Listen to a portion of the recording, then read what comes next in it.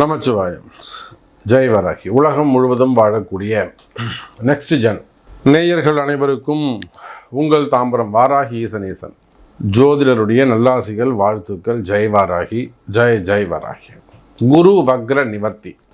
குரு பகவான் கார்த்திகை மாதத்திலிருந்து, அதாவது போன நவம்பர் மாதத்திலிருந்து இது நாள் வரையிலும், நவம்பர் 15 டிசம்பர், ஜனவரி, பிப்ரவரி, மார்ச் 4 மாத காலம் குரு பகவான் வக்ரகதியில் இருந்தார்.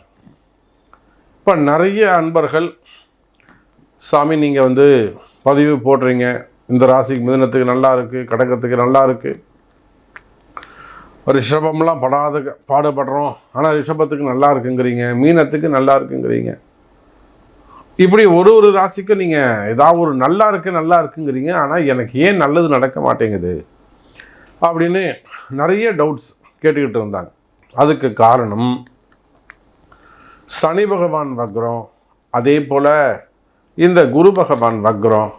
அப்போ கிரகங்கள் வக்ரகதியில் இருந்தால், வக்ரகதினா என்னங்க, நார்மலாக ஒரு பொசிஷனில் இல்லாமல் இருக்கிறது, இயல்பாக வீட்டில் இருக்கிறத விட டென்ஷனாக இருக்கிறது எப்படி இருக்கும், அந்த மாதிரி தான். ஸோ கிரகங்கள் வக்ரகதியில் இருந்த காரணத்தினாலே உங்களுக்கு ஒரு நல்ல ஒரு சுப பலனை அல்ல ஒரு சப்போர்ட்டை பிளானட்டால் செய்ய முடியாமல் இருந்தது. அதிலும் ரொம்ப முக்கியமான கிரகம் இந்த குரு பகவான்.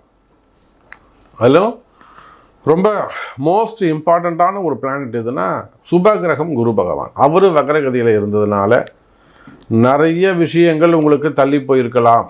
இன்றைக்கி நடந்துடும், நாளைக்கு நடந்துடும், இல்லை இன்றைக்கி நல்லது நடக்கும் அப்படின்னு எதிர்பார்த்து காத்திருந்து தள்ளி போயிருக்குமே. ஆனால் அதுக்கெல்லாம் காரணம் இந்த குரு பகவான் வக்ரம். அன்பு பக்தர்களே, இப்போது இந்த குரு பகவான் வக்ர நிவர்த்தி அடைகின்ற காரணத்தினால் உங்கள் எல்லாருக்குமே நினச்ச விஷயங்கள் எல்லாம், எனக்கு இதுவரை நடக்கவே இல்லை அப்படிங்கிற சப்ஜெக்ட்லாம் கூட அடுத்தடுத்து நல்லது நடக்க போகுது. ஸோ இதை முழு டீட்டெயிலாக ஃபுல்லாக ப்ரீஃபாக பார்க்கலாம் பாருங்கள். ரிஷபராசி குரு வக்ர நிவர்த்தி. சார் உங்களுக்கு தான் சார் சூப்பராக இருக்குது, ரிஷபராசிக்கு தான் இது ஜெயிக்கக்கூடிய காலம். நிறைய கமிட்மெண்ட்டு இல்லை நிறைய இன்கம் கிட்ட தள்ளி போகிற மாதிரி இருக்கும். ஒரு இடத்துல நீங்கள் ஏதாவது பணம் கேட்டிருக்கலாம், காசு பணம் கேட்டிருக்கலாம், லோன் அரேஞ்ச் பண்ணியிருக்கலாம், அதெல்லாம் தட்டி போயிருக்கும். அப்படி இல்லைன்னா உங்களுக்கு வர வேண்டிய பணம் காசுகளாக இருக்கு, நீ கொடுத்துட்றேன் அப்படின்னு கமிட்மெண்ட் கொடுத்துருப்பாங்க, அது கொஞ்சம் அப்படியே தள்ளி போயிருக்கும். அப்படியும் இல்லை, முக்கியமான ஒரு ஆர்டர், சரிங்களா, ஒரு முக்கியமான ஆர்டர், ஒரு கல்யாண மண்டபம் வச்சுருக்கீங்க, ஒரு தேதி புக் பண்ணியிருப்பாங்க, டக்குன்னு அதை இல்லைன்னு மிஸ் பண்ணுவாங்க, கேன்சல் பண்ணுவாங்க. அதில் ஒரு கம்பெனி வச்சுருக்கீங்க, ஒரு பெரிய ஆர்டர் அது தட்டி போயிருக்கும், மிஸ் ஆகிருக்கும், பையர் வெளியில் போயிருப்பாங்க. இந்த மாதிரி எல்லாம் கைக்கு எட்டியது வாய்க்கெட்ட வேலை தொடர்ந்து இப்படியே நடந்துக்கிட்டு இருக்கு சார். சாமி தொடர்ந்து இதே மாதிரி நடக்குது சாமி, வருது கெட்ட போது தள்ளி போகுது, தட்டி போகுது, இப்படியே நடக்குதுங்க சாமி. இந்த மாதிரியான கம்ப்ளைண்ட் இருக்குமே. ஆனால் 2ஆம் இடத்தில் இருக்கக்கூடிய குரு பகவான் தனஸ்தானம் வலுப்பெறுகிறது.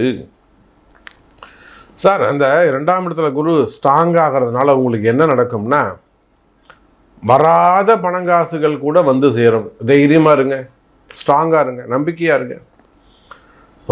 இந்த மார்ச் 18-19 தேதியிலிருந்து உங்களுக்கு இன்கம் கூடுதா இல்லையா எனக்கு கால் பண்ணுங்க. சொன்னீங்க சாமி ஒரு 10 ரூபா எக்ஸ்ட்ரா வந்திருக்கு, இப்போ பரவாயில்ல, இந்த மாதம் எனக்கு ஒரு 2 லட்ச ரூபா எக்ஸ்ட்ரா வந்திருக்கு, சொல்லுங்கள். அப்போ ரிஷப ராசி என்பர்களே, வருமானம் கூடும், ஒரு அதிர்ஷ்டம்.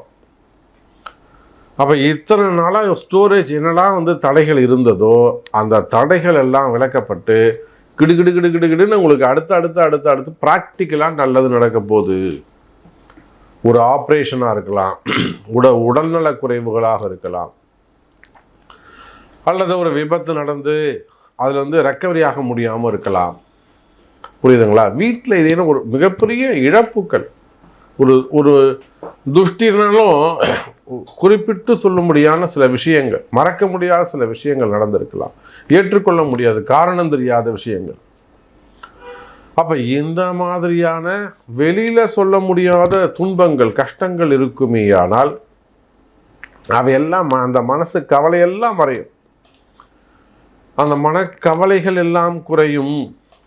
மெயினாக ரிஷப ராசி அன்பர்களே, ஒரு பெரிய டிப்ரெஷனில் இருக்கீங்க, மனக்குழப்பத்தில் இருக்கீங்க, என்னால் முடியல சாமி, பெருசாக மனசு குழப்பமாகவே இருக்குது, அந்த மாதிரி மனக்குழப்பங்கள் இருக்குமே ஆனால் அந்த மனக்குழப்பங்கள் குறையும், கிளியர் ஆகும், நிம்மதி அதிகரிக்கும், மனசில் ஒரு தைரியம் அதிகரிக்கும். மனசு எப்பயும் ஒரு பயமாகவே இருந்துக்கிட்டு இருக்கு சாமி, அல்லது வேறு விதமாக எதிரிகளால் வரக்கூடிய பிரச்சனைகள், அங்கம் பங்காளிகளால் வரக்கூடிய பிரச்சனை, எதிரிகளால் வரக்கூடிய பிரச்சனை, இடதோஷங்கள். நான் எப்பொழுதுமே சொல்லுதுண்டு, இந்த குடியிருக்கிற வீடாகட்டும், இல்லை ஒரு இடம் வாங்கியிருப்பீங்க, ஏதோ ஒரு ஃபேக்ட்ரியாக இருக்கலாம், ஒரு சாதாரண இடமா இருக்கலாம், இல்லை புதுசாக ஒரு வீடு கட்டி போயிருப்பீங்க, இடதோஷங்கள் குடியிருக்கக்கூடிய இடம், வீடு இல்லை ஃபேக்ட்ரி, தொழில் செய்யக்கூடிய இடம், அந்த மாதிரியான இடதோஷங்கள் இருக்குமே ஆனால் அதெல்லாம் கூட இப்போ உங்களுக்கு தெரிய வரும். இதுதான் காரணம், இதனால தான் நமக்கு அடுத்தடுத்து இவ்வளோ கஷ்டங்கள் இருக்குது, நம்ம இதை சரி பண்ணிக்கணும். அந்த மாதிரி ஏமாற்றங்கள் இருக்குமே ஆனால், இடதோஷங்கள் இருக்குமே ஆனால் அவையெல்லாம் கூட தெரிய வந்து நிவர்த்தி செய்து கொள்ளக்கூடிய நல்ல நேரம் பிறக்குது.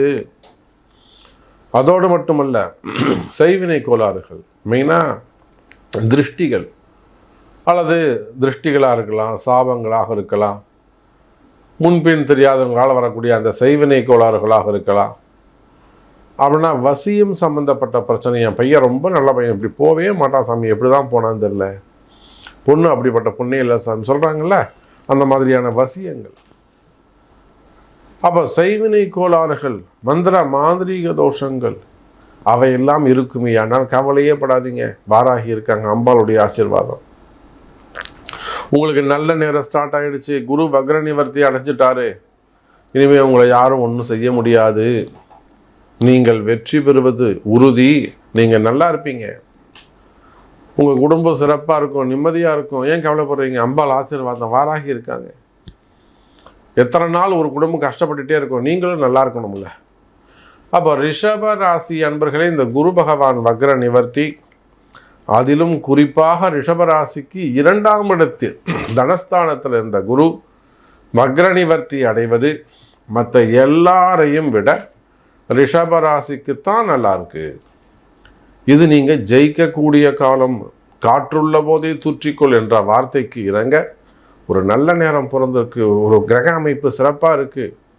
இப்போ போய் அந்த கடன் சுமைகள், கடன் பிரச்சனைகள், எதிர்வெளிய தொந்தரவுகள் ஏதாவது இருக்குமே ஆனால் உடனே உங்கள் ஜாதகத்தை கொண்டு, சாமி பாருங்கள், எனக்கு இந்த மாதிரி ஒரு சுச்சுவேஷன் இருக்குது, என்னுடைய ப்ராப்ளம் இதுதான், நான் இந்த மாதிரி ஒரு இக்கட்டான சூழ்நிலை இருக்கேன் சார், நான் இதை ஜெயிக்க முடியுமா, எனக்கு இது இன்னும் எத்தனை நாள் டைம் எடுத்துக்கோ, இல்லை இமீடியட்டாக சொல்யூஷன் கிடைக்குமா, வின் பண்ணிடலாமா அப்படின்னு உங்கள் ஜாதகத்தை கொண்டு இந்த கஷ்டங்களை தெரிஞ்சு அதற்குரிய வழிபாடுகளை, பரிகாரங்களை செய்வீர்களே ஆனால் உலகத்தில் நீங்கள் எந்த மூலையில் இருந்தாலும் சரிதான், ரிஷபராசிக்கு நல்ல நேரம் பிறந்துடுச்சு, சிறப்பான காலம் தொடங்கிடுச்சு. ஜெயிக்க வேண்டியது உங்கள் பொறுப்பு. ரகசியம் உங்கள் ஜாதகத்தில் இருக்குது, நல்லதே நடக்கும்.